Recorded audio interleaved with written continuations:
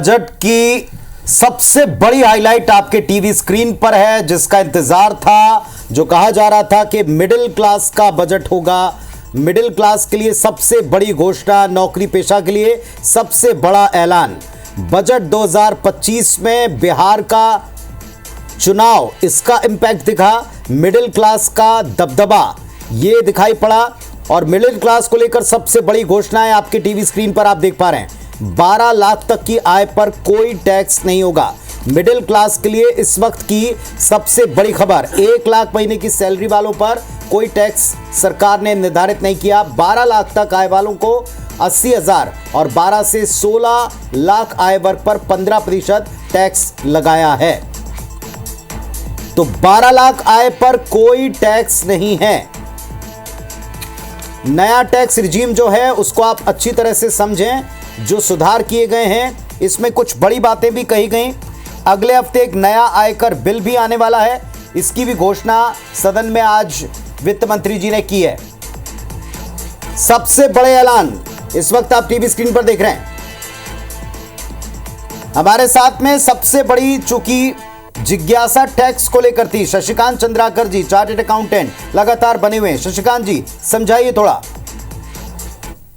जिस तरीके से अभी जो प्रेजेंट टैक्स प्रपोजल अभी माननीय फाइनेंस मिनिस्टर महोदया ने रखा है, तो उसके हिसाब से एक्सपेक्टेड था। जिस तरीके से कल जो माननीय राष्ट्रपति महोदया के अभिभाषण में भी जो बातें जिक्र हो रही थी, मध्यम वर्ग टैक्स पेयर के बारे में बातें हो रही थी, तो अनुमान तो वहीं से लगाया जा रहा था कि कहीं ना कहीं टैक्स स्ट्रक्चर में चेंज होगा, पब्लिक को फ़ायदा देने की कोशिश होगी और उसी के अनुरूप ये जो फ़ायदा देने की प्रयास की गई है, टैक्स में छूट देने की प्रयास की गई है।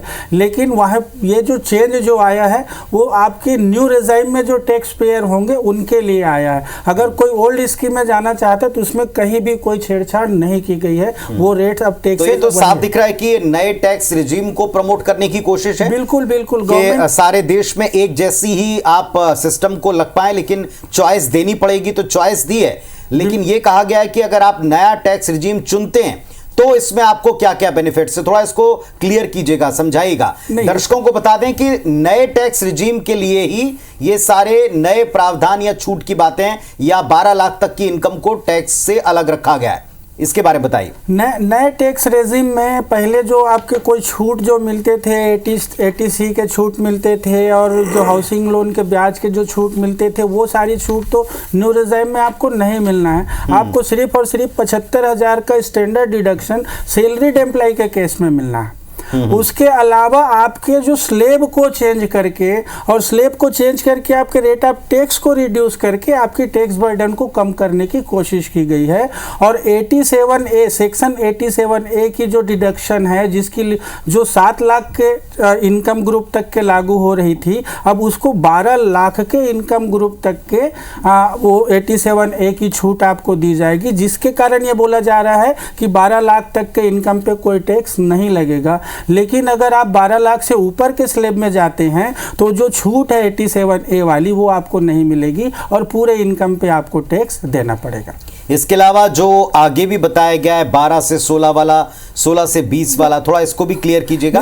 वो कितना आय वर्ग है उसके हिसाब से, मतलब 12 लाख से ऊपर के जो आय वर्ग है उनके 12 से 16 लाख के ऊपर जो एक स्लैब बनाया है, वो तो आगे जैसे चल रहे थे पहले वैसे ही चलेंगे। ठीक है। लेकिन अगर आप 12 लाख से ऊपर के इनकम ग्रुप में चले जाते हैं तो जो वो छूट जो बोल रहे हैं 12 लाख तक के वाला, वो छूट आपको अप्राप्त रहेगी, वो उस टैक्स को भी आपको देना पड़ेगा। तो आप टीवी स्क्रीन पर देखिए, जैसा बता रहे हैं, हमको समझा रहे हैं कि नया टैक्स रिजीम 2025-26 के लिए जो आया, इसमें 12 लाख तक की इनकम टैक्स से अलग रखी गई है। 12 लाख से 15 लाख तक 15% के हिसाब से आपको टैक्स इसमें देना पड़ेगा, इसमें कोई परिवर्तन नहीं है।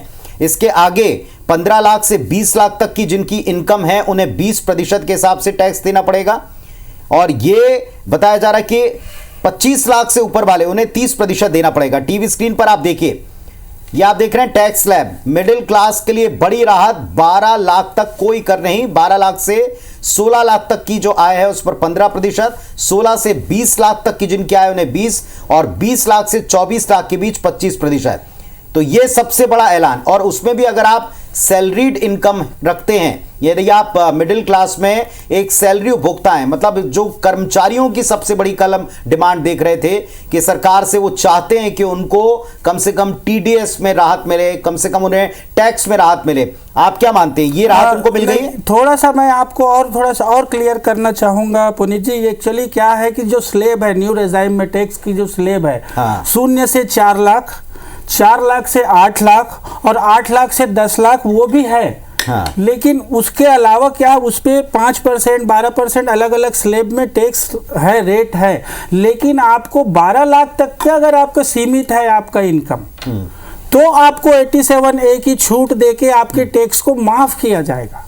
मतलब इसीलिए वो नील टैक्स हो रहा है। लेकिन आप जैसे ही 12 लाख को और समझाइए आम लोग जो हमको देख रहे हैं, अगर कोई सैलरी क्लास का इनकम वर्ग है और वो सैलरी से इनकम लेता है 12 लाख तक की, तो उसे कितना कर देना? नहीं, उसको कोई कर देने की जरूरत नहीं है, क्योंकि 87A की छूट में वो पूरा का पूरा जो भी टैक्स बन रहा है 5% और 12% वाला, वो भी आपको छूट हो जाएगी। लेकिन जैसे ही आप 12 लाख के इनकम से ऊपर जाते हैं, 15 लाख 16 लाख 20 लाख में जाते हैं, तो ये जो 12 लाख तक के जो टैक्स आपकी छूट हो रही है, वो छूट आपको नहीं मिलने वाली है, वो टैक्स आपकी जुड़ जाएगी। ठीक है, और फिर उसमें जो टैक्स है वो किस हिसाब से दिया जाएगा? वो जो पूरी स्लेब वही चलेगी। आपको स्पेशल 87A की छूट दी जा रही है अगर 12 लाख तक के इनकम है तो। और इसमें जो एक बड़ा ऐलान हुआ है कि हम एक नया टैक्स को लेकर बिल लेकर आ रहे हैं, इसमें फिर क्या बातें हैं? क्योंकि ये सारे पॉइंट्स जो दिए गए हैं, क्या इनका वैलिडेशन उसमें होने वाला है? ये वही होगा जो आज प्रस्तावित दिया है, या फिर इसमें आप कुछ और नई बातें एक्सपेक्ट कर रहे हैं? ये कह पाना अभी हमारे लिए इसलिए मुश्किल है क्योंकि डायरेक्ट टैक्स कोड एक सेपरेट इनकम टैक्स एक कानून बन के आ रहा है। हाँ, तो उसमें क्या क्या प्रावधान रखे गए हैं वो तो बिल पेश होने के बाद ही हमको पता चल पाएगा। तो इसका और उसका क्या रिलेवेंस है अभी कह पाना मुश्किल है। सत्यवर्धन तिवारी जी, इन्वेस्टमेंट एक्सपर्ट, बहुत ही बाजार के ऊपर बारीकी से नजर रख रहे थे हर एक क्षण जब बजट में कोई बड़ा ऐलान हो रहा था। आपकी क्या राय है? और स्पेशली टैक्स से भी आप शुरू कर सकते हैं, क्योंकि टैक्स में रिबेट से, राहत से ही आपको निवेश का मौका मिल पाएगा। देखिए, मैं शुरू से जब हम आप साथ में बैठे तो मैं मिडिल क्लास कह रहा था, और ये बहुत बड़ा एक सौगात मिला है मिडिल क्लास को। 12 लाख तक कोई टैक्स नहीं। इसको छोटे से कैलकुलेशन से समझने की कोशिश करिए। अगर 12 लाख के रेंज पे आपको कोई टैक्स नहीं देना पड़ रहा है, मतलब ऑन एन एवरेज 80,000 के आसपास सालाना आपकी बचत हो रही है। वो 80,000 रुपये अगर आप मार्केट पर इन्वेस्ट करते हैं, चाहे म्यूचुअल फंड्स पे करे चाहे शेयर पे करे, ठीक ठाक, मतलब मैं कह रहा हूँ रिस्क ना लेके ठीक ठाक पे करे, तो 10 से 12% की आपकी पैसिव इनकम होगी। वो लगभग 8 से 9,500 के आसपास, मतलब जो 80,000 रुपये बच रहा है, उस बचे पैसे को सही तरीके से अगर आप निवेश करते हैं तो 8 से 9,000 9,500 रुपये और आप पैसिव इनकम कर सकते हैं। बहुत बड़ी राहत है, और इससे मुझे लगता है जो मार्केट बीच में थोड़ा सा डिससेटिस्फाइड था, मार्केट थोड़ा सा निराश हो रहा था, वो अचानक से मुस्कुराने लग गया। बिल्कुल, और मार्केट देखिएगा आप लगातार अप जा रहा है। जो बीच में थोड़ा सा डाउन हुआ था जिसका आप जिक्र कर रहे हैं, अब वो चढ़ता हुआ दिखाई पड़ रहा है। मार्केट ने वेलकम किया इन सारी घोषणाओं का। सबसे बड़ी बात ये, मार्केट तब खुश होगा जब इन्वेस्टमेंट आएगा। अब आपको लगता है कि सैलरीड क्लास के पास ज्यादा मौका है निवेश करने का, क्योंकि बचत होगी, तो वो तो चाहता ही था तिवारी जी कि निवेश करें। मैं एक बात और कहना चाहूँगा। देखिए, अभी जो हमारा रिसर्च कर रहा है, जो अभी मिडिल क्लास है रिसर्च कर रहा है, मिडिल क्लास अब क्या सेविंग्स से इन्वेस्टमेंट्स की ओर मूव कर रहा है। इस दौरान जब सेविंग्स से इन्वेस्टमेंट की ओर मूव कर रहा है, सेविंग्स मतलब एफडी की भी बात करें तो 7% के आसपास की कमाई होती थी, वो अब सीधे अगर ढंग के इन्वेस्टमेंट्स में जाएगा तो 12 से 15% की कमाई होगी। शुद्ध पैसा है, सही तरीके से इन्वेस्टमेंट होगा, और जो बचत है वो बचत कहाँ जाएगा? या तो वो मार्केट में वापस से जाएगा चीजें खरीदने के लिए, और एक समझदार मिडिल क्लास का बंदा होगा तो जो सेविंग्स या तो कैपेबिलिटी बढ़ेगी, आपकी परचेसिंग पावर बढ़ेगी, या फिर आप निवेश में उसको डालेंगे। दोनों ही ओवरऑल स्थिति में देश में ही निवेश उसका होना है, देश में ही होना है। और ओवरऑल ये पूरा का पूरा मार्केट इनडायरेक्टली जो है, पूरा का पूरा बजट इनडायरेक्टली इन्वेस्टमेंट्स को सपोर्ट करने जा रहा है। ठीक है, यहां जिस तरीके से चंद्राकर साहब आपने बताया कि ये न्यू रिजीम को लेकर सारी बातें हैं, लेकिन इस न्यू रिजीम में 1 2 3 पॉइंट्स ऐसे भी सामने आए हैं कि जिसको हमको लगता है कि निवेश की तरफ आपको ले जाएंगे। आपको लगता है कि इसमें बचत का बढ़ावा होने वाला है, लेकिन नए और पुराने में जो अभी पिछले 2-3 साल से कंफ्यूजन चला रहा था, शायद अब बिल्कुल क्लैरिटी है। सबके सब न्यू रिजीम की तरफ आकर्षित होंगे, क्योंकि इसमें सीधा सीधा एक स्लैब दिख रहा है 0 to 12 लाख का। सर इसमें जो इन्वेस्टमेंट की जहाँ तक बात है, इसमें मैं दूसरे शब्दों में बोलूँ तो थॉट प्रोसेस का अंतर है। ओल्ड रेजाइम में लोग एटीसी की छूट पाने के लिए, इनकम टैक्स की छूट पाने के लिए इन्वेस्ट करते थे। ठीक बात है, वो उनकी मजबूरी थी कि उनको उतना टैक्स बचाना है, इसलिए उसको इन्वेस्ट करना है। लेकिन इस बार अब ऐसा कर रहा है कि आपको छूट नहीं दे रहा है, लेकिन आपके पैसे ही ज़्यादा बचा दे रहा है। और अगर आपका पैसा ही बच रहा है, जब आपके पास हाथ में हैंडसम मनी आपके पास अवेलेबल है, तो फिर कहीं ना कहीं आप उसको जो ये मान्यता थी पिछले 3 सालों में कि अगर आप निवेश करके बैठे हैं, अगर आप लोन लेकर बैठे हैं, तो आपको ओल्ड रिजीम में कई ब्रैकेट्स में इसमें छूट मिला करती थी, इसीलिए आप 2 ऑप्शंस में चुना करते थे। लेकिन अब क्या क्लैरिटी आ गई है इस साल 2025 में कि अब आप न्यू रिजीम की तरफ ही जाएंगे, क्योंकि आपको जो छूट के ब्रैकेट हैं उसमें ओवरऑल बचत मिल रही सीधे 12 लाख तक। जैसा अभी जो ब्रैकेट को चेंज किया गया है, 0 से 4, 4 to 8, 8 to 12, 12 to 15, जो स्लेब रेट को रिड्यूस किया गया है, तो इसको देख के तो अब ये क्लियर कट समझ में आने लग गया है कि ओल्ड रेजाइम में अगर जिसको 8-10 लाख से ऊपर की जिसकी इनकम हो रही हो, 12 लाख तक की जिनकी इनकम हो रही हो, उनको मतलब ओल्ड रेजाइम में जाने से कोई भी फायदा नहीं होने वाला है।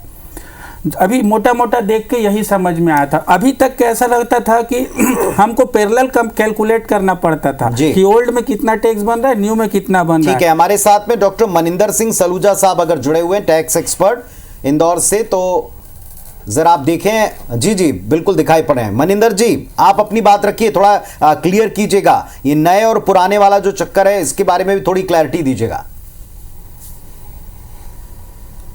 सर, जैसे आपसे प्री बजट चर्चा में मैंने कहा था कि सरकार ने पिछले कई सालों से ही संकेत दिए हुए हैं कि वो चाहती है कि सभी देशवासी न्यू टैक्स रेजिम की तरफ बढ़े, और इस बार भी उन्होंने जितने भी प्रस्ताव किए, जो भी चेंजेस किए, वो न्यू टैक्स रेजिम में किए, ना कि ओल्ड टैक्स रेजिम में।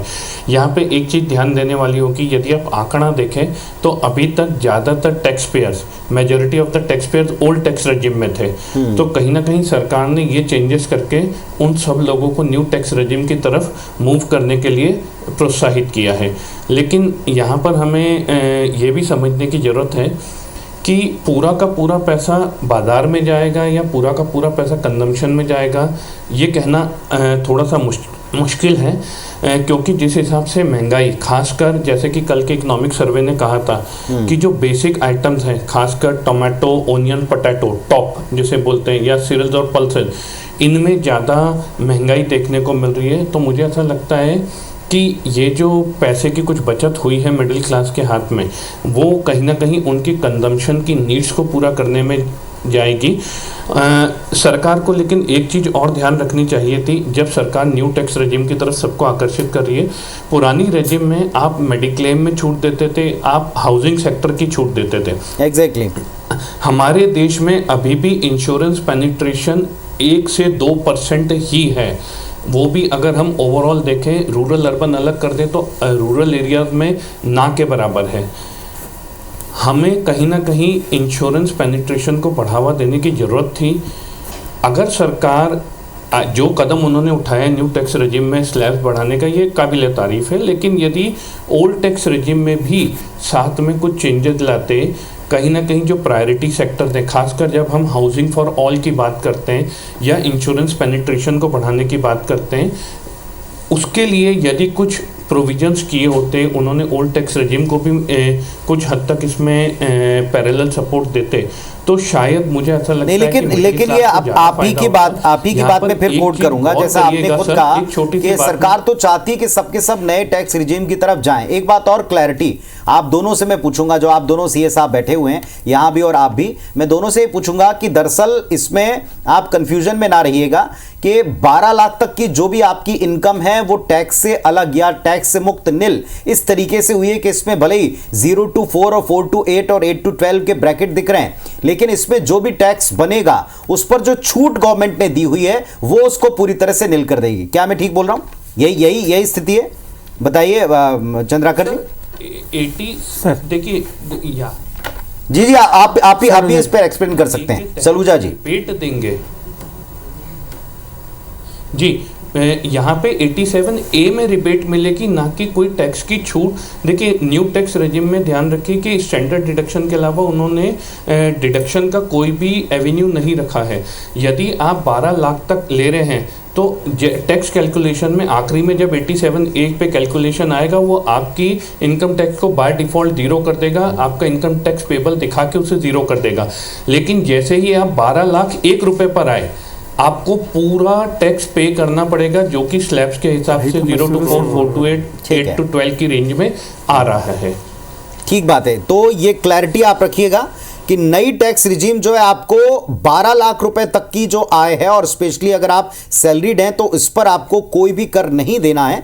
लेकिन अगर आप 12 लाख से 1 रुपए भी अधिक होते हैं तो किस हिसाब से आपको कर देना है, उसके लिए आपको ये पूरी टैली दिखाई पड़ रही है जो आप टीवी स्क्रीन पर देख रहे हैं। इसमें अलग अलग ब्रैकेट्स बनाए गए हैं कि 0 से 4 लाख तक आप कर मुक्त रहेंगे, 4 से 8 लाख तक, 12 लाख 1 अगर आपकी है तो आपको 5% के हिसाब से, अगर 8 से 12 है तो 10% के हिसाब से, और 12 से 16 है 15% के हिसाब से आपको, और आगे सो ऑन जो आपका चल रहा है वैसे आपको टैक्स देना होगा। यही ठीक व्यवस्था है जो हम बता रहे हैं चंद्राकर जी? बिल्कुल बिल्कुल, यही चीज मैं आपको शुरू से समझाने की कोशिश प्रयास कर करें रहा था जी, कि वो 4 से 8 और 8 से 10, 12 ये जो स्लेब जो बनाया गया है, हाँ। उसमें अगर आपकी इनकम स्टैंडर्ड डिडक्शन के बाद 12 लाख के अंदर है या 12 लाख तक है तो आपको 87A की छूट मिलेगी, जिसके वजह से आपका टैक्स बर्डन 0 हो जाएगा।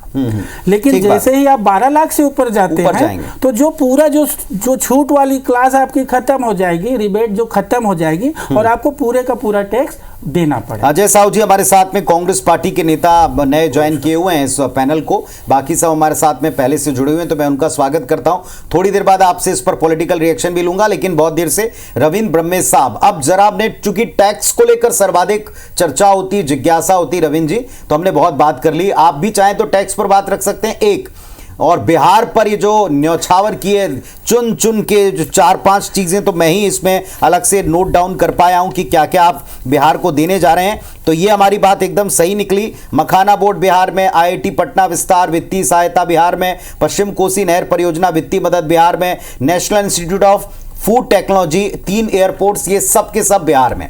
इसके अलावा और क्या हाईलाइट्स आपको लगे, लेकिन बहुत क्लैरिटी से संक्षेप में आसान शब्दों में बताइएगा। जी हाँ पुनीत जी, देखिए आपने जो 10:58 पे जस्ट दो प्रायोरिटी मुझसे मांगी थी, हाँ। और मैंने 2 बात कही थी बजट के लिए। एक बात कही थी कि यहाँ पे जो है जो इंफ्रास्ट्रक्चर सेक्टर है और ख़ासकर जो मैन्युफैक्चरिंग सेक्टर है उसको बूस्ट दिया जाएगा, यहाँ पर खास कर दिया जाएगा, क्योंकि ये बहुत ज़रूरी था यदि आप जो है इकोनॉमिक एक्टिविटी को प्रमोट करना चाहते हैं। एक और दूसरी बात मैंने कही थी कि जो टैक्स में एक बड़ा छूट मिलने वाला है, क्योंकि ये दोनों आपस में जुड़ी हुई चीज़ें हैं। तो पूरा बजट यदि आप देखेंगे तो इन दोनों चीज़ों के आसपास घूम रहा है। और जो कि पहली जो बात खासकर एक जो एग्रीकल्चर पे उन्होंने छूट की घोषणा की है, किसान क्रेडिट कार्ड को 5 लाख तक बढ़ा दिया है, और एक जो नई स्कीम अभी घोषणा हुई है उसकी, है ना।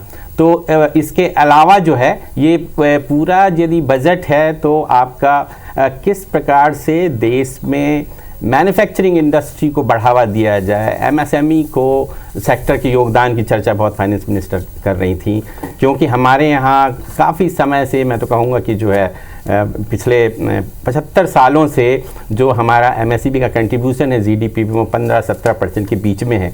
और जो हमारी पॉलिसी है कि कोई भी देश विकास नहीं कर सकता यदि मैन्युफैक्चरिंग 25% पे ना आए। गवर्नमेंट इसको 25% पे ले जाना चाह रही है GDP का, और इसीलिए सारे जो उपाय हो रहे हैं, चाहे इंफ्रास्ट्रक्चर के हों, रिफॉर्म की बहुत बात की गई, जितने रिफॉर्म हो रहे हैं और जितना इन्वेस्टमेंट बूस्ट करने की बात की जा रही है, ये सारे इन्वेस्टमेंट जो है, चाहे कस्टम ड्यूटी में छूट देने की बात की जा रही हो, ये सारी चीज़ें बजट की इसके चारों ओर घूम रही हैं कि किस प्रकार से देश में हम निर्माण, जो हमारा मैन्युफैक्चरिंग सेक्टर है, इंडस्ट्रियल सेक्टर है, उसको कैसे हम बूस्ट करें, उसको कैसे उत्पादन उसका बढ़ाएं। और दूसरी तरफ साथ ही साथ जब आप उत्पादन बढ़ाने की बात कर रहे हैं तो आपको मांग भी क्रिएट करनी पड़ेगी, और मांग क्रिएट करने के लिए आपको टैक्स में थोड़ा सा रिलीफ देना पड़ेगा। तो इन 2 चीज़ों के चारों ओर ये बजट मुझे घूमता हुआ दिखा। जी, हमारे साथ में कुछ नए गेस्ट भी जुड़ रहे हैं। एक तो मुझे वहाँ यशपाल सिंह सिसोदिया साहब जुड़े दिख रहे हैं, मध्य प्रदेश से भारतीय जनता पार्टी के प्रतिनिधि। मैं स्वागत करता हूँ, नमस्कार करता हूँ उनको। और साथ में कैलाश खेमानी साहब हैं, president RADA Raipur automobile dealer association के। कैलाश खेमानी सर को भी मेरा नमस्कार है। सर, बहुत बहुत स्वागत है आपका। कैलाश जी, आपको कैसा लग रहा है बजट? इंडस्ट्री फ्रेंडली या आप सेक्टर वाइज फ्रेंडली से पाते हैं?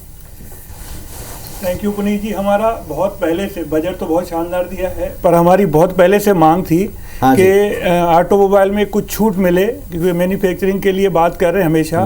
हमारी टू व्हीलर इंडस्ट्री ईवी पर मुझे लगता है ईवी पर ज्यादा फोकस है सरकार का, चाहे बैटरीज के सेक्टर में हो या ईवी व्हीकल्स के लिए हो, उनके कलपुर्जों को लेकर के हो, ज्यादातर घोषणाएं उस सेक्टर में, क्योंकि वो भविष्य फ्यूचरिस्टिक है।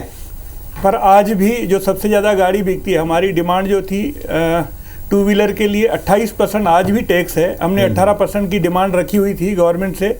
जैसे भाई साहब ने बोला, मैन्युफैक्चरिंग पे इनका फोकस है, पर आज भी टू व्हीलर हो गया या फोर व्हीलर हो गया, हिंदुस्तान में उतना नहीं है जितना चाइना वगैरह में है।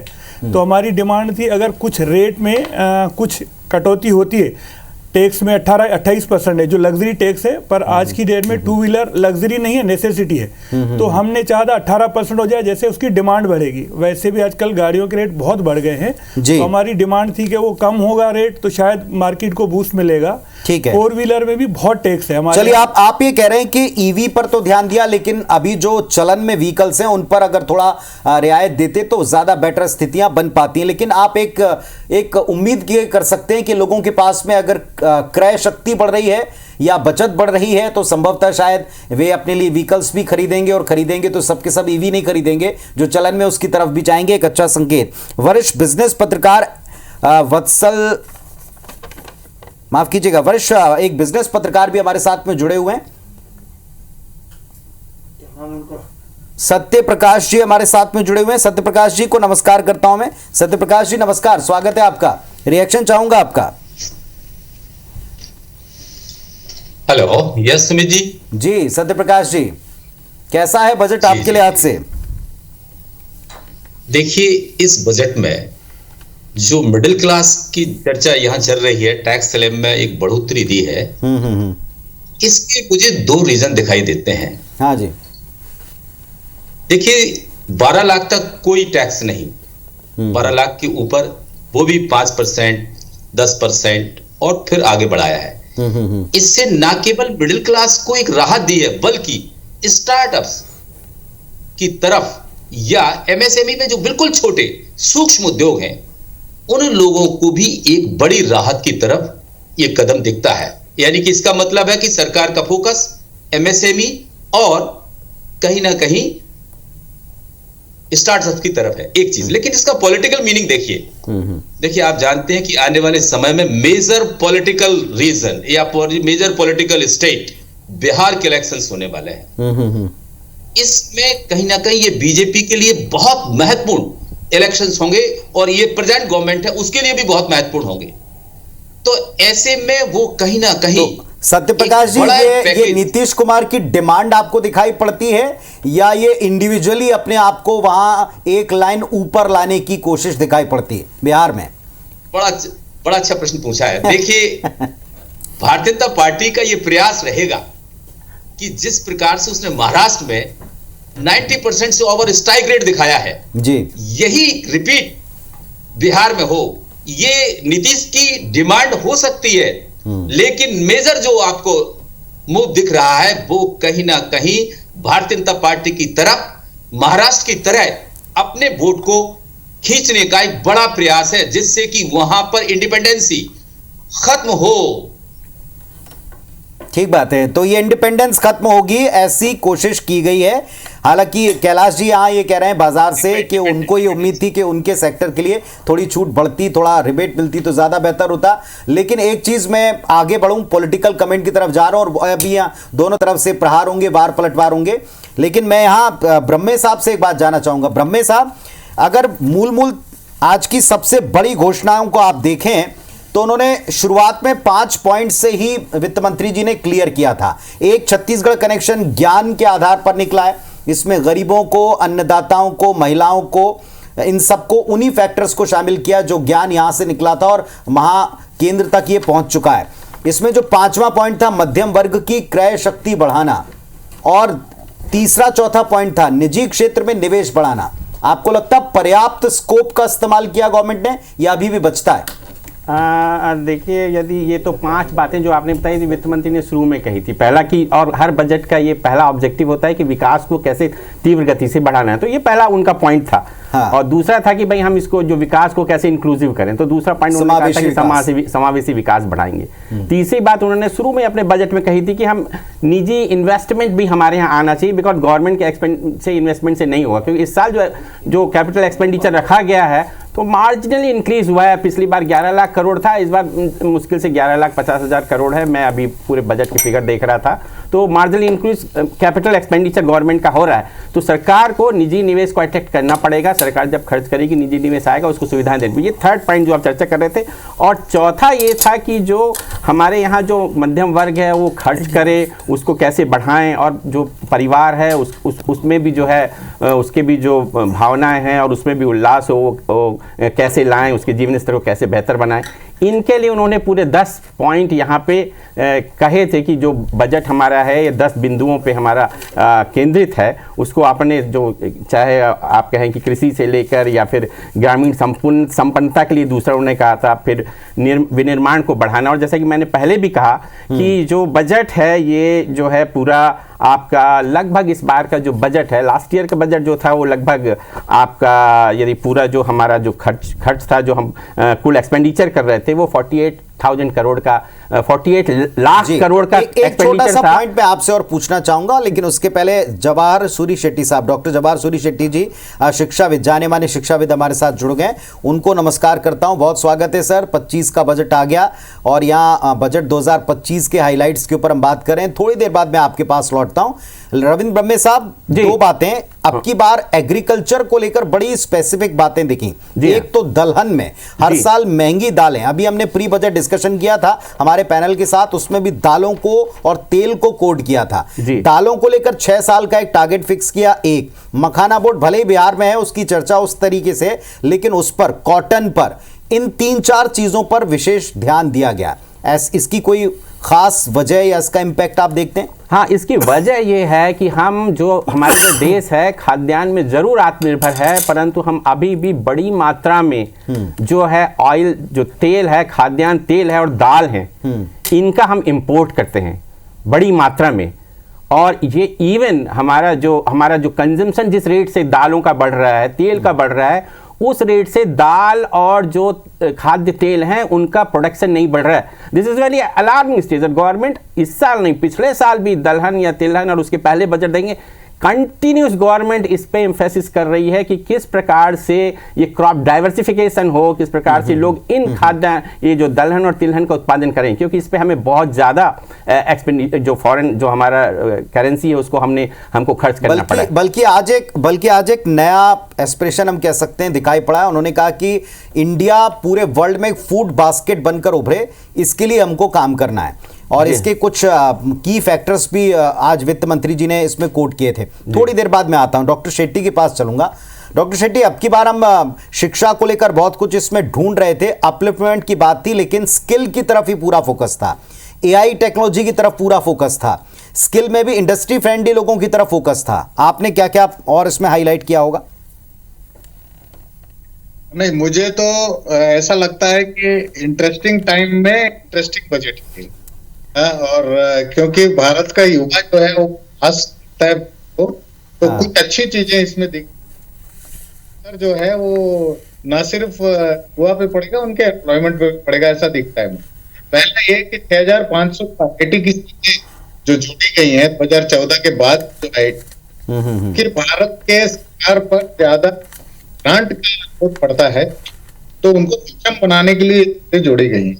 इससे बच्चों को अवसर मिलेगा। एक दूसरा एक दिखता है कि फीस जो है वो कम आने के चांसेस ज्यादा है, खास करके मेडिकल में जैसे 1000 सीटें बढ़ाई गई है। तो फीस अगर कम आता है, मेडिकल सीट महंगी, एक दूसरा है निचले तबके पे जी में शेट्टी साहब, आपकी आवाज थोड़ी सी बीच में ब्रेक हो रही है। मैं कोशिश करता हूं कि एक बार फिर से जब हम आपसे कनेक्ट करें तो आपकी आवाज प्रॉपर हम पूरी सुन पाए। बीच बीच में ब्रेक हो रही है, थोड़ा सा देखिएगा। हम इसके बाद वापस आपसे कनेक्ट करते हैं, आपसे वापस जुड़ करके बात करेंगे। अजय जी, बाजार खुश है, टैक्स पेयर्स थोड़े से खुश हैं, और सही समय में, एक तो शेट्टी साहब कह रहे हैं कि इंटरेस्टिंग टाइम में इंटरेस्टिंग बजट सरकार लेकर आई है और अच्छी तरह समझती है पॉलिटिकली क्या राइट है, पर इसे 47 के विकसित भारत का बजट कहा जा रहा है। देखिए पुनीत जी, बाजार खुश नहीं है, बाजार तो नीचे जा रहा है। और जिस तरीके से आंकड़े पेश करने में वित्त मंत्री जी की जो महारत हासिल है, उन्होंने अपनी उसी महारत का एक नमूना यहाँ पर पेश करने का काम किया है। इस देश के जो बुजुर्गवार लोग हैं, सीनियर सिटीजन्स हैं, उनके लिए इस बजट में कुछ नहीं है। इस बजट में युवाओं के लिए कुछ नहीं है। इस बजट में गांव गरीब मजदूर किसान के लिए कुछ नहीं है। ये जो बजट में जो आंकड़े दिखाए जा रहे हैं, ये जो एक सब्ज़बाग दिखाया जा रहा है कि 12 लाख रुपए तक अगर आप कमाते हैं तो आपका जो टैक्स का पैसा है वो बच जाएगा, लेकिन महंगाई से किस तरीके से बचना है इसके बारे में कोई इस बजट में सोच नहीं दिखती है। 12 लाख तो आप बचा लोगे, उससे जो टैक्स का, उससे जो पैसा बचेगा वो कहीं ना कहीं आप दाल खरीदने में, चावल खरीदने में, गेहूं खरीदने में, आलू प्याज जैसी छोटी छोटी जरूरतें जो है उसमें वो पैसा खत्म हो जाएगा। और जो ये बार बार ये जो केंद्र की सरकार, केंद्र की सरकार जो बात बार बार कहती रही है कि हम जब राज्यों में चुनाव होते हैं पुनीत जी, तो ये कहते हैं कि 500 रुपए में गैस का सिलेंडर देंगे, लेकिन आज की इस बजट में ऐसा कोई चीज देखने को नहीं मिला। अजय जी, ये बातें दिल से बोल रहे हैं कि ये बातें केवल पॉलिटिकली बोल रहे हैं? की जो सरकार है, ये केंद्र की जो सरकार है, ये इस देश के लोगों को आंकड़ों के मोहजाल में फंसा करके, बांध करके ठगना चाहती है, और इसी दिशा में एक पहला कदम है। सरकार में आने से पहले इन लोगों ने कहा था हर साल 5 करोड़ नौकरियां देंगे, मिली क्या? हर एक के खाते में 15-15 लाख रुपए आएंगे, आई क्या? जब वो सारी चीजें एक भ्रम निकला तो ये कहीं भी कतई भी ये सच नहीं हो सकता। 2047 की आप बात करते हैं, इनको जो जनादेश मिला है वो केवल 2028 तक का मिला है, तो ये 2047 के तक का रूपरेखा बनाने की बात कैसे करते हैं? आज रायपुर से प्रयागराज की जो टिकट है, एयर फेयर जो है महाकुंभ में जाने का, वो 20-20 हजार रुपए का है। केंद्र सरकार की मंशा नहीं है कि ऐसे जो रेट बढ़ रहे हैं उसको कंट्रोल करने के ऊपर कोई एक ऐसा बोर्ड बनाया जाए। और ये बात करते हैं हवाई चप्पल पहनने वालों को हवाई जहाज में बिठाने की, इनकी मंशा कतई नहीं है कि हवाई चप्पल पहनने वाला व्यक्ति हवाई जहाज में बैठे। चलिए, अच्छी बात है। ये जो स्वयं है, ये पूंजीपतियों इसको बीजेपी, अजय जी, इसको बीजेपी कह सकती है कि देखिए, आज अजय साहू जी भी, कांग्रेस के प्रवक्ता भी बात कर रहे हैं एयर ट्रैवल करने की, कुंभ में जाना भी चाहते हैं तो एयर ट्रैवल करना चाहते हैं। लेकिन मैं 2-3 पॉइंट, आपने कहा युवाओं के लिए कुछ नहीं, एमएसएमई में उन्होंने लिमिट्स बढ़ाई हैं लोन की, एमएसएमई में दायरा बढ़ाया है, जो फंड है उसका दायरा बढ़ा दिया है,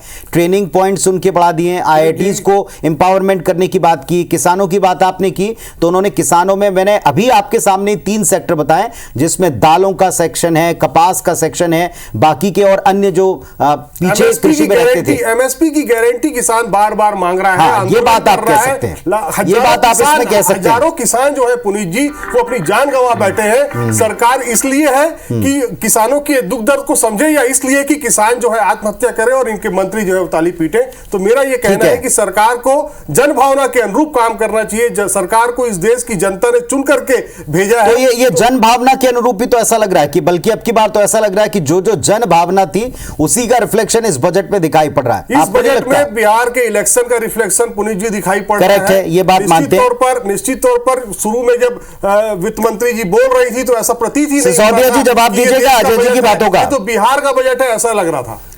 यशपाल सिंह सिसोदिया जी, एक वक्त तो वहां सदन में भी हो गया कि बिहार के बगल में उत्तर प्रदेश भी है, अखिलेश यादव साहब ने बीच में टोका भी था।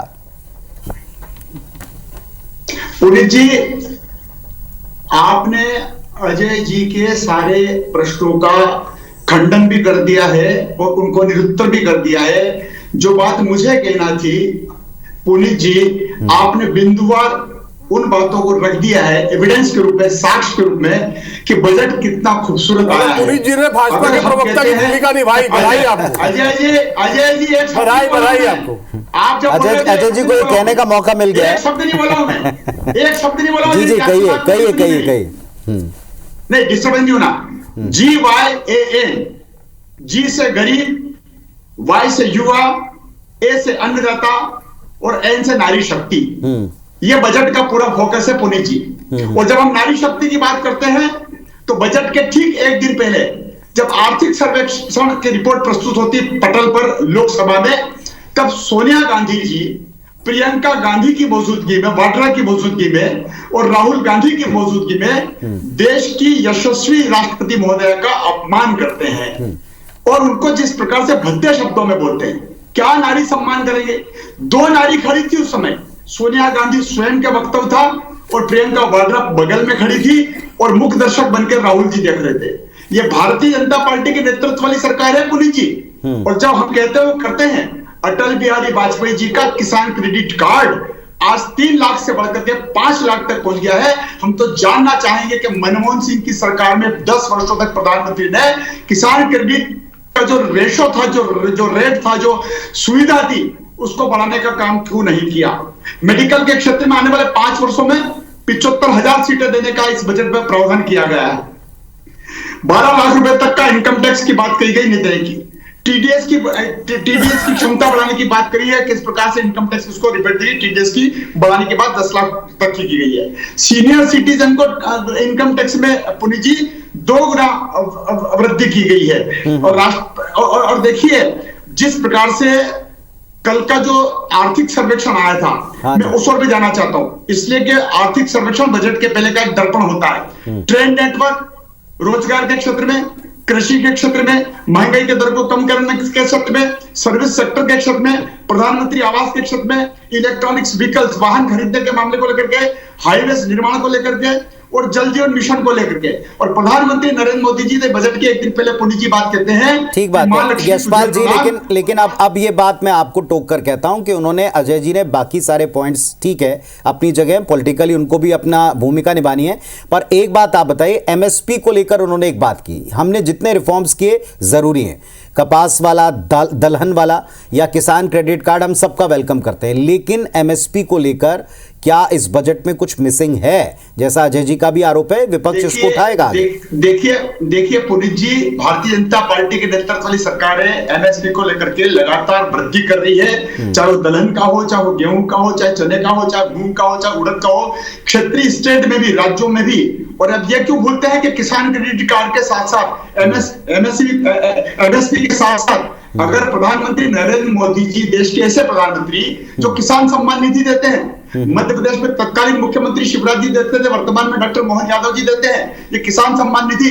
कांग्रेस की सरकारों में क्यों नहीं मिलती थी? ये किसान क्रेडिट कार्ड कांग्रेस की सरकारों में क्यों नहीं मिलता था? क्यों ऊंट के मुंह में जीरे की तरह कांग्रेस की सरकारों के समय में? ठीक है अजय जी, जवाब देंगे इस बात का, वो सारी मैं आपकी बात का जवाब ले लेता हूँ। अजय जी बात का जवाब दे दीजिए, पॉलिटिकल बात आपने की, उन्होंने भी आपको उत्तर दिया।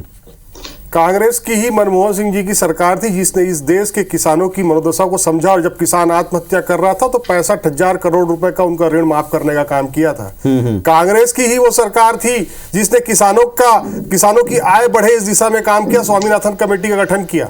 उसकी रिपोर्ट को लागू करने का काम अगर केंद्र सरकार का है तो वो क्यों नहीं कर रही है? इसके अलावा छत्तीसगढ़ में जब हमारी सरकार बनी तो हमने किसानों को जो है 2400 रुपए देने का वादा किया था, जो आज 3100 रुपए में इनको हमारे पीछ में आकर के खेलना पड़ा।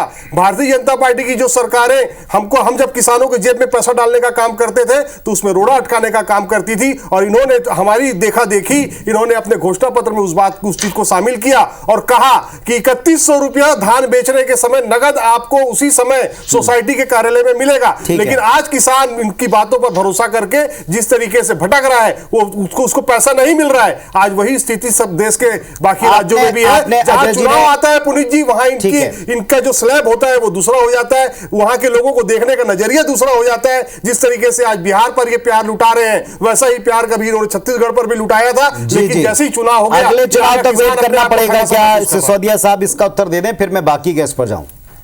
बिहार पर 5 बड़ी घोषणाएं की हैं, इस बात को आपने भी स्किप कर दिया, मैंने आपको गिनाई भी थी, आप चाहें तो मैं दोबारा बोल दूंगा। देखिए, बिहार को मखाना बोर्ड मिला, आईआईटी पटना विस्तार मिला, पश्चिम कोसी नहर परियोजना वित्तीय मदद, national institute of food technology इसमें मदद, 3 एयरपोर्ट्स इसका ऐलान। ये सब का सब बिहार, क्योंकि चुनाव है। नहीं, ऐसा नहीं है, इसको चुनाव के दृष्टिकोण से नहीं देखना चाहिए पुनीत जी। पूरा देश एक समान हम देखते हैं, सम दृष्टिकोण हमारा होता है। और अगर हम बिहार की बात आप कर रहे हैं, और अजय जी कर रहे हैं। तो ये क्यों बोल रहे हैं कि इस बजट में दुनिया भर का खिलौने का हब, खिलौने का ग्लोबल हेड भारत बनेगा? तो क्या भारत पूरे राष्ट्र को इसका सम्मान नहीं बढ़ेगा क्या? और अगर बिहार का विकास होगा तो क्या देश का विकास नहीं होगा? बिहार भी भारत का एक हिस्सा है, एक राज्य है, और वहां पर अगर आवश्यकता है, जरूरत है, और वो राज्य उसको डिजर्व करता है या उस राज्य में इसकी आवश्यकता है, उसको पूरा करने का हम काम कर रहे हैं। और देखिए पुनीत जी, मैं एक बात बताना चाहूंगा। बी अनंत नागेश्वरम मुख्य आर्थिक सलाहकार हैं। उन्होंने कल ही कहा था आर्थिक सर्वेक्षण की रिपोर्ट के बाद कि देश दुनिया का सबसे तेज गति से विकास करने वाला देश यदि कोई बन रहा है तो भारत बन रहा है। अब एक इतने बड़े व्यक्ति का स्टेटमेंट अगर हम नजरअंदाज करेंगे तो ये काम कांग्रेस का है, हमारा नहीं है। कांग्रेस तो हमारे साथ शर्मा जी हैं, वरिष्ठ पत्रकार। मैं थोड़ा उनका रुख करूंगा। सत्यप्रकाश शर्मा जी, अब जरा बाकी के पॉइंट्स पर आते हैं। और चलिए, कृषि का सेक्टर हमने देखा, तो कृषि में आपको नहीं लगता कि अब की बार जो वित्त मंत्री जी हैं, मुझे लगता है या शायद आपको भी इसमें नजर आए कि उनको कुछ टास्क मिले थे। बिहार वाला टास्क जिसको हमने पकड़ा, इस पर हमने बातचीत की। कृषि में भी आप देखिए, जैसे यूरिया को लेकर लाख नकारें खारिज करें, लेकिन जो हाल रहा है फसलों के बीच में, जब यूरिया की आवश्यकता थी, उनकी किल्लत, उनके मध्य प्रदेश में तो बहुत ज़्यादा इस पर हुआ हुआ, जमकर पॉलिटिक्स हुई। 3 सेंटर्स को रीओपन करने की बात वित्त मंत्री जी ने कही है। इसके अलावा कपास का जिक्र किया है, मखाना बोर्ड का जिक्र किया है, फूड बास्केट बनाने का जिक्र किया है। आज की समस्या और फ्यूचरिस्टिक दोनों का एक तालमेल है, एक टास्क शायद उनको मिला होगा, आपको लगता है? पुनीत जी, थोड़ा सा टाइम देना पड़ेगा आपको। जी, प्लीज। देखिए, सबसे पहले इस जो बजट है, इसमें एक चीज पर फोकस तो है, गरीब, युवा, अन्नदाता और नारी। ठीक, क्योंकि इसके लिए ये प्रधानमंत्री मोदी का विजन है। उन्होंने कहा कि भारत को एक विकसित देश बनाने के लिए 2047 तक ये 4 जातियां उन्होंने कैसे बताई कि जब विपक्ष जाति जनगणना की अब बात करता है तो उन्होंने पूरे समाज को 4 जातियों में बांटा है। एक चीज। दूसरा, देखिए इसमें फार्मर्स के पीछे 2 बेहतरीन इश्यूज हैं। एक तो कांग्रेस या अपोजिशन पार्टीज एक मांग उठाती है कि मिनिमम सपोर्ट प्राइस, एक। दूसरी उसकी मांग होती है कि लॉन वेवर। ये 2 महत्वपूर्ण, भले ही यूनियन गवर्नमेंट यानी कि जो बीजेपी लेड गवर्नमेंट है उसका प्रयास है कि किसानों को किसी भी मार्फत सपोर्ट किया जाए, लेकिन अपोजिशन की डिमांड पर नहीं, एमएसपी पर नहीं। भले ही सम्मान निधि बढ़ा दी जाए, दूसरी चीजों में इजाफा कर दिया जाए, लेकिन किसानों को लोन माफ करना या एमएसपी सुनिश्चित करना, यह कहीं ना कहीं इस बजट में इसलिए नहीं दिख रहा है क्योंकि अपोजिशन की डिमांड है। इस बजट में सबसे पहली चीज दिखती है वो उन 4 वर्गों पर आकर्षण दिख रहा है। ये निश्चित है, इसमें कोई दो राय नहीं। नारी के मामले में लो, नई स्कीम्स आएंगी। युवाओं के मामले में देखिए, स्टार्टअप्स के ऊपर, एमएसएमई के ऊपर जो फंड के बारे में बात कही गई है, ये भी। और दूसरी चीज, फार्मर्स के बारे में आपने वो 5 बिंदु गिना भी दिए। तो मेरा कहने का तात्पर्य है, लेकिन सर अब की बार बस एक छोटी सी बात, अब की बार गरीब की जगह थोड़ा सा मध्यम वर्ग इसमें शामिल हो गया है। देखिए, लेकिन एक चीज है, मध्यम वर्ग कितना वोट करता है, यहां पर पॉलिटिकली हटके बात है। ये अभी तक किसी भी बजट में, चाहे वो यूपीए की सरकार रही हो या एनडीए की हो, उसमें इस वर्ग पर फोकस कम रहा है। बिल्कुल मानते हैं। अब की बार क्या है कि महंगाई बढ़ी, महंगाई बढ़ने के साथ लोगों की इनकम भी बढ़ी। तो अब जो आपने ध्यान दिया होगा कि नीति आयोग की एक रिपोर्ट आई थी, उसमें गरीबी रेखा से 25 करोड़ लोग ऊपर गए, यानी कि तात्पर्य है वो मिडिल क्लास यानी लोअर मिडिल क्लास में शामिल हो गए। तो अब उनको कैसे बेनिफिट दिया जाए, ये कहीं ना कहीं उस तरफ एक बड़ा कदम। और मैंने पिछले टर्म पे भी कहा था कि स्टार्टअप और एमएसएमई यानी कि जो छोटे यानी कुटीर उद्योग कहें, उनको बढ़ावा देने की तरफ भी बड़ा कदम। और इसमें शर्मा जी जो डिमांड्स थी, जैसे मैं कहूंगा, मैं फिर वापस यूरिया पे आऊंगा, क्योंकि आपने हमने कई डिबेट्स किए उस पर, यूरिया पर, खाद की कमी के ऊपर हमने कई डिबेट्स किए हैं। यूरिया के बारे में इसे एड्रेस करना, बजट में इस पर एलोकेशन करना, एक बात। दूसरा, किसान क्रेडिट कार्ड, उसमें लिमिट बढ़ाने की डिमांड किसानों की लंबे समय से रही है।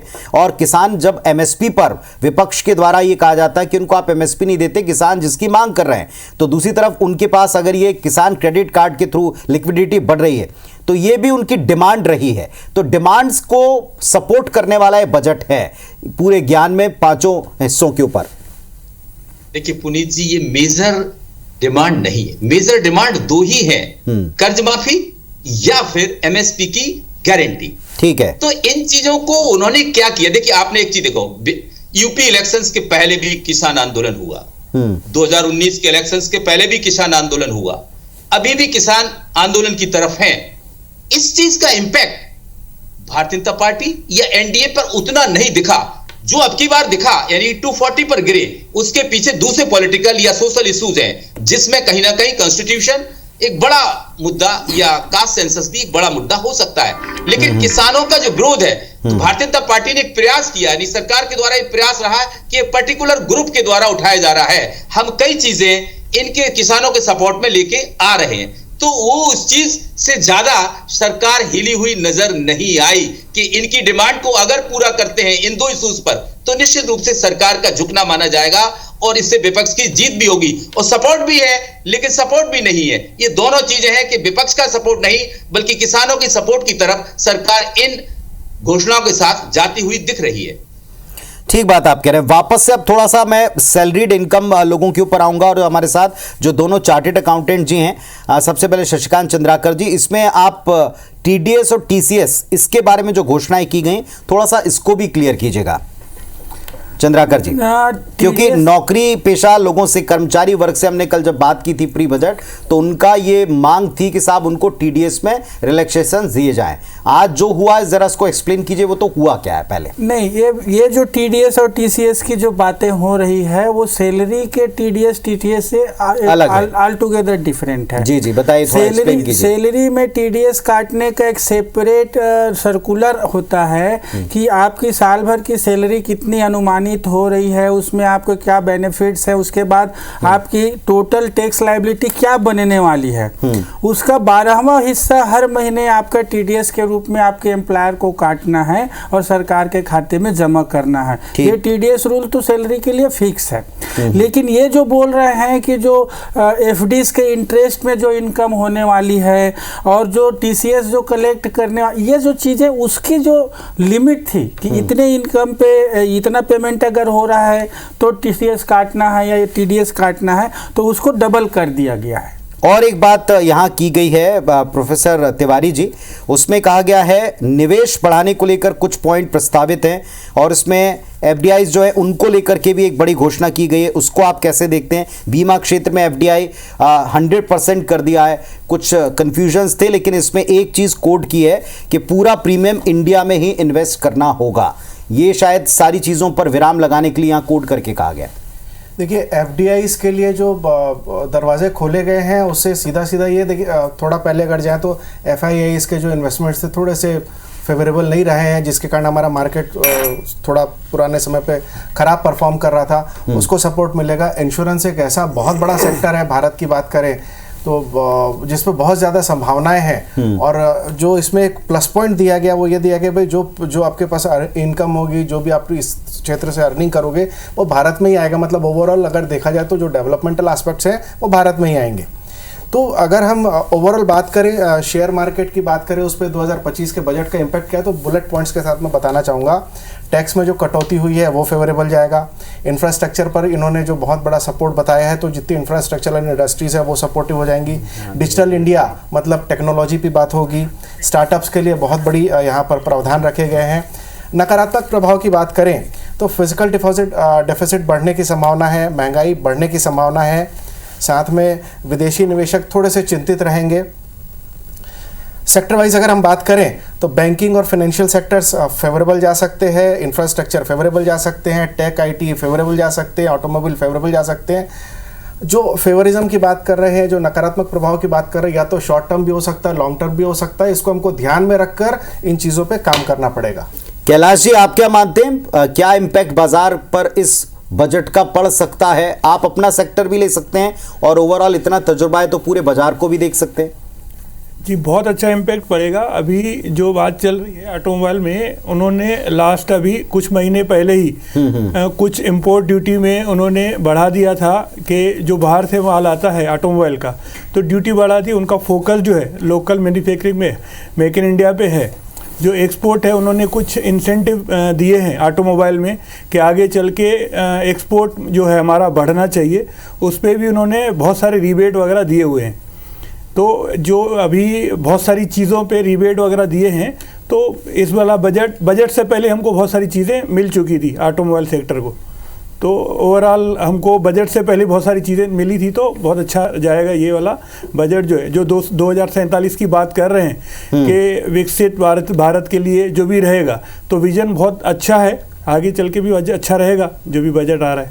जी, इसी तरीके से जो अभी हमने जितनी भी बातें की हैं, मैं चाहूंगा सलूजा जी आप भी इस पर अपनी बात रखिए। आपके मुताबिक इसके प्लस एंड माइनस पॉइंट्स क्या बन रहे हैं?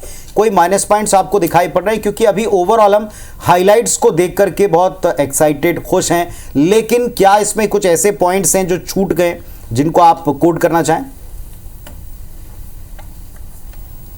सर देखिए, माइनस पॉइंट तो नहीं कहूँगा, लेकिन हाँ एक उम्मीद कह सकता हूँ कि यदि जो हमारे ओल्ड टैक्स रेजिम के टैक्स पेयर थे, यदि उन्हें भी टैक्स स्लैब्स का फ़ायदा दिया जाता, तो शायद जिन ऑब्जेक्टिव से हमारी वो रेजिम थी, जैसे मैंने पहले भी कहा था, इंश्योरेंस का पेनिट्रेशन बढ़ाना, हाउसिंग फॉर ऑल को प्रमोट करना, हेल्थ सेक्टर को मोटिवेट करना। आप देखिएगा पुरानी रेजिम में उन्होंने डिसेबल्ड लोगों के लिए स्पेशल छूट्स रखी थी, उनकी अर्निंग को मोटिवेट करने के लिए। ये एक बहुत बड़ा फैक्टर है जो कि न्यू रेजिम में मिसिंग है। हम सोशल जस्टिस को कहीं ना कहीं स्किप कर रहे हैं। यदि उसका प्रावधान यहाँ पे होता या उसी रेजिम में कुछ छूट बढ़ा के दी जाती, तो शायद और बैलेंस ग्रोथ, बैलेंस डेवलपमेंट हो सकता था।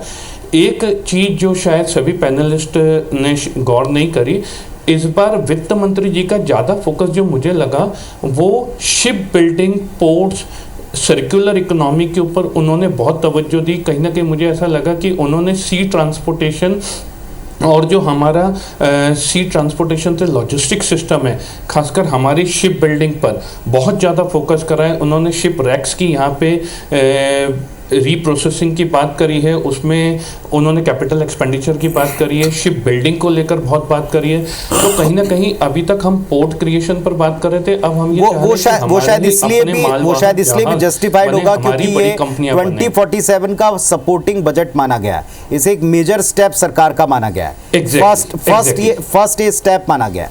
एग्जैक्टली। रविंद्र ब्रह्मे साहब क्या कहेंगे इस पर? जी, सलूजा जी जो कह रहे हैं। अच्छा, ये नहीं, ये बहुत ज़रूरी है। देखिए अभी क्या हुआ कि हम तो रसिया से तेल मंगा रहे थे, यूएसए ने पूरे टैंकर बैन कर दिए रसिया के, है ना। हमको ये बनाना बहुत ज़रूरी है और अभी हम इनिशियल स्टेज में हैं, तो अभी ये लंबा समय लगेगा बनाने में। पर ये गवर्नमेंट ऑल इंफ्रास्ट्रक्चर, मैं कह रहा हूँ ना, शिपिंग, एयर, सड़क, रेल, इनका फोकस है इसमें। मैं एक बात पे आ रहा हूँ, 2 मिनट मुझे दीजिएगा। मैं आपके पास एग्जैक्ट फिगर्स रख रहा हूँ जो बजट के हैं। एक ये बजट जो है इस साल जो बजट में इन्हांस किया गया पिछले साल के बजट से, इस इन्हांस इज 5%। 48.5 लाख करोड़ पिछले साल का बजट था, इस साल का बजट है 50.5 लाख करोड़। अब सवाल है, ये जो इन्हांस हुआ बजट, 5% इन्हांस हुआ है, इसमें सबसे बड़ा सेक्टर कौन सा था जहां पे बढ़ा हुआ है? तो वहाँ एक सेक्टर जो है, जो एग्रीकल्चर, जो हम शुरू से बात कर रहे थे, उसका बजट सबसे ज़्यादा बढ़ा है। ये सब देखने के साथ ये भी देखना पड़ेगा कि फाइनेंस मिनिस्टर के पास ये जो पैसा है, खासकर जो है 50 लाख करोड़ जो हम खर्च करने जा रहे हैं, इसमें आपको जो है पैसा कहाँ से आ रहा है और कैसे आप इसमें जो फिजिकल जो बैलेंस कैसे बना के रखेंगे। तो क्योंकि तो फाइनेंस मिनिस्टर ने यहाँ पे घाटे को नियंत्रित करने का प्रयास किया है। जो पिछले साल 4.8% डेफिसिट था, 4.4%। ये समझना इसलिए ज़रूरी है कि हम सबसे ज़्यादा पैसा, लगभग 12 लाख करोड़ रुपए हम इंटरेस्ट पेमेंट करते हैं 50 लाख रुपए में से, है ना। हमारा कैपिटल एक्सपेंडिचर अभी जो होने वाला है, वो जो होने वाला है आपका 11.21 लाख करोड़ हम पूंजीगत खर्च करें। इससे ज़्यादा हमारा ब्याज हम देते हैं 12 लाख करोड़ से ज़्यादा, है ना। तो ये फिजिकल बैलेंस रखना फाइनेंस मिनिस्टर के लिए बहुत ज़रूरी है और उन्होंने इसको मेंटेन रखा है। इसको समझने के साथ ये समझना भी ज़रूरी है कि लास्ट ईयर जो बजट, अभी तो हम उस साल में हैं, अभी तो ख़त्म होना है, उसमें क्या हुआ। तो कहीं कहीं पे ये है, इस बजट के फिगर्स देखेंगे तो लास्ट ईयर जो हमने बजट रखा था उसको हमने कहीं कहीं पे खर्च नहीं कर पाए पर ब्रह्मे साहब आप ही ने कहा था, और मेरे ख्याल से शायद पैनल में आपने इस बात को कोड करते हुए कहा था कि आप देखिएगा एग्रीकल्चर में, जबकि हम लोग अब की बार मिडिल वर्ग पर, बिहार पर और टैक्स रिजीम के ऊपर, रिबेट पर, इस पर ज्यादा बात कर रहे थे, लेकिन आपने कहा था कि एग्रीकल्चर पर इसका फोकस होगा। शायद आपकी नजर पहले से इसके हाईलाइट पॉइंट के ऊपर मैंने एग्रीकल्चर और इस पर सबसे बड़ा हिस्सा आया है। 3 चीजों को कहा था क्योंकि ये बहुत बहुत जरूरी था, पर मैं 2 बात कह रहा था, खासकर हेल्थ और जो एजुकेशन पे एक्सपेंडिचर जरूर बढ़ा है यहाँ पर लास्ट ईयर जो हमने रखा था वो उसको हम नहीं खर्च कर पाए। यदि रिवाइज एस्टिमेट यदि आप देखेंगे तो वो खर्च नहीं हुआ है, वो कम हुआ है लास्ट ईयर से। चाहे जो भी रीजन हो, कैपिटल एक्सपेंडिचर जो हमने रखा था वो नहीं खर्च हुआ। इसके तमाम रीजन, इसका रीजन आप क्या, एजुकेशन पर या इन पर खर्च ना करने का रीजन आप क्या पाते हैं? क्या इलेक्शंस ईयर रहे हैं, बाकी के एंगेजमेंट्स रहे हैं वो हैं, या कुछ और व्यवहारिक चीजें आप पाते हैं? नहीं, ये हुआ कि हम हमारे जो खर्च जो हमने रखा था लास्ट ईयर जो बजट था, तो 48 लाख करोड़ का जो बजट था वो इलेक्शन ईयर्स की वजह से जो भी कैपिटल एक्सपेंडिचर था वो जो नहीं हुआ, और हम उसमें से खर्च 47 लाख करोड़ कर पाए। 47.16 जो है लाख करोड़ का हमने खर्च किया है। और उसका रीजन है कि चुनाव के कारण होता ये है कि वो नहीं हो पाता है, खर्च नहीं आ पाते हैं, ये एक रीजन रहा। पर ओवरऑल आपको रोकना चाहूंगा, एक रिएक्शन आ रहा है छत्तीसगढ़ के वित्त मंत्री जी का। ब्याज होता था, अभी 5 लाख तक का जो किसान कोई भाई लोन लेगा उस पर भी 0% ब्याज रहेगा। ये बहुत महत्वपूर्ण रिफॉर्म है।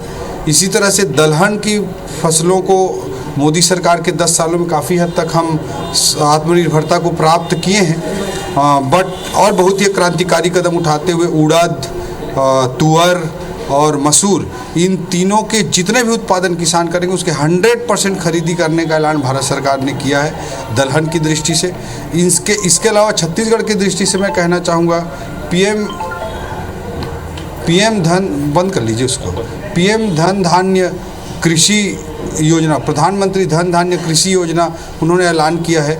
जो अपेक्षाकृत पिछड़े हुए जो जिले हैं, देश के 100 ऐसे जिले हैं कृषि की दृष्टि से, उनमें सारी चीज़ें, अच्छी बीज, irrigation, crop diversification, loan facility, सब चीज़ को प्रमोट किया जाएगा। जैसे एस्पिरेशनल डिस्ट्रिक्ट्स के लिए स्पेशल फोकस किया जाता था। इससे छत्तीसगढ़ के जो बस्तर अंचल है, जो सरगुजा अंचल है, उसके जो ज़िले हैं उनको विशेष लाभ मिलेगा। युवाओं की दृष्टि से मैं कहना चाहूँगा 9वीं से 12वीं तक के युवाओं के लिए, जैसे कि जो 9वीं से 12वीं तक के जो पढ़ने वाले युवा हैं, उनमें सारे पूरे देश के सभी स्कूलों में इंटरनेट सुविधा प्रदान की जाएगी। एक बड़ा ऐलान है। इससे जो टीनेजर्स होते हैं हमारे, उनके लर्निंग को एक बड़ा प्रमोशन मिलेगा। आजकल बहुत सारी चीज़ें हम यूट्यूब जैसी चीज़ों से, अच्छे लेक्चर से ही सीखते हैं, तो उसको भी एक बड़ा प्रमोशन मिलेगा। उसके अलावा मेडिकल की जो सीटें हैं उस पर इस साल 10,000 सीटों की वृद्धि, MBBS सीटों में 10,000 सीटों की वृद्धि का ऐलान किया गया है। जो मोदी सरकार के जो तीसरे कार्यकाल है, इन 5 सालों में 75,000 सीटों की वृद्धि की जाएगी। IIT के सीटों में 6,500 सीटों की वृद्धि की गई है। जो गिग वर्कर्स होते हैं, जो ऑनलाइन कॉमर्स से जुड़े हुए हैं, जैसे जोमेटो के जो डिलीवरी बॉय होते हैं या स्विगी के डिलीवरी बॉय होते हैं, इस तरह के जो साथी होते हैं हमारे, वो उनकी संख्या आज 1 करोड़ से अधिक हो गई है। इन 1 करोड़ युवा साथियों की भलाई के लिए भारत सरकार ने निर्णय लिया है कि गिग वर्कर्स को आयुष्मान भारत योजना का लाभ दिया जाएगा। एक बड़ा ऐलान मैं मानता हूं। उनको आइडेंटिटी कार्ड भी दिए जाएंगे ताकि भविष्य में उनके हितों की भी रक्षा की जा सके और उनके लिए EPFO जैसी स्कीम्स को आगे प्रमोट भी किया जा सके। इस तरह का एक बड़ा ऐलान किया गया है। मिनरल्स के पॉइंट ऑफ व्यू से छत्तीसगढ़ में मिनरल मिशन का भी ऐलान किया गया है। जो क्रिटिकल मिनरल्स होते हैं, जैसे हमारे कटघोरा में लिथियम का डिपॉजिट मिला है, वो बहुत ही इम्पॉर्टेंट है। उसके लिए एक मिशन का भी ऐलान किया गया। इसका लाभ भी छत्तीसगढ़ को मिलेगा। जो मेडिकल डेस्टिनेशन के रूप में इंडिया को डेवलप करना है कि लोग इलाज कराने के लिए भारत के स्थानों में आएं और मेडिकल डेस्टिनेशन के रूप में भारत। तो छत्तीसगढ़ से कैसे जुड़ता है, इस बात की जानकारी दे रहे हैं छत्तीसगढ़ के वित्त मंत्री OP चौधरी जी, और साथ ही साथ बता रहे हैं कि युवाओं को लेकर केंद्रीय बजट में, आम बजट में क्या खास है। MBBS की सीट्स, IIT की सीट्स और गिग वर्कर, सभी का जिक्र उन्होंने किया। ये उनकी पहली प्रतिक्रिया।